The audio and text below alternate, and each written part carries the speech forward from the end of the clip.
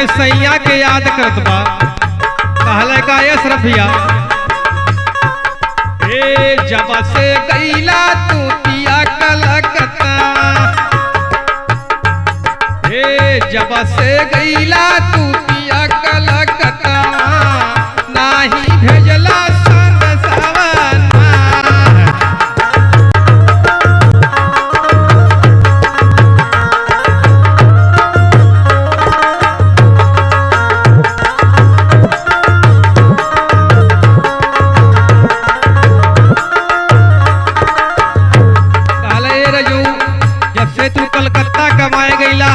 खोज खबर ना लेला।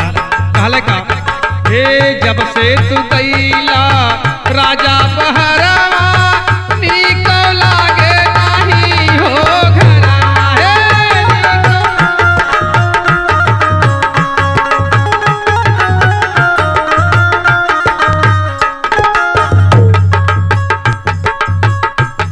हे जब से तू गईला राजा बहरवा,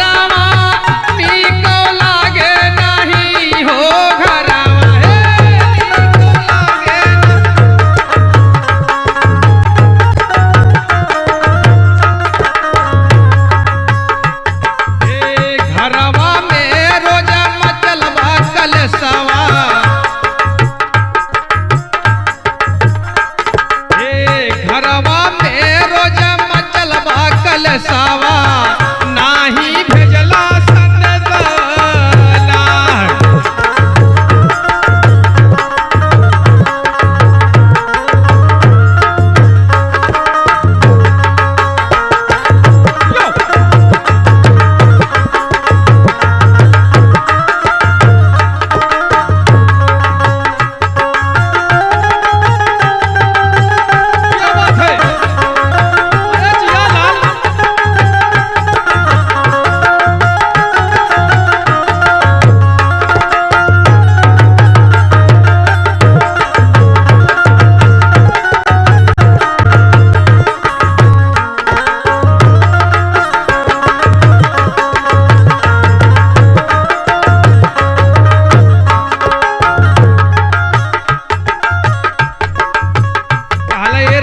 सुना,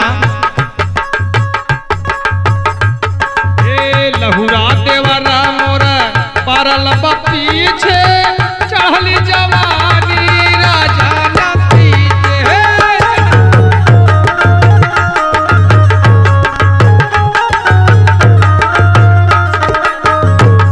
ए लहुरा देवरा मोरा परल पीछे, चढ़ली जवानी कोई न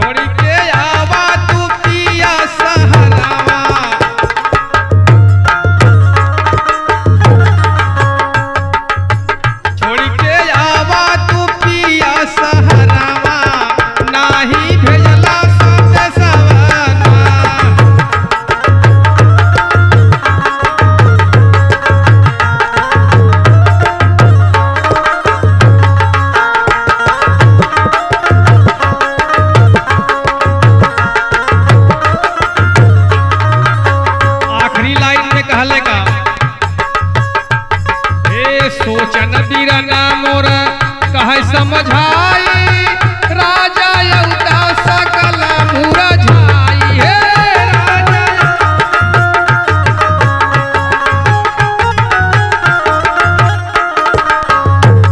हे सोचन बीरना मोर कह समझ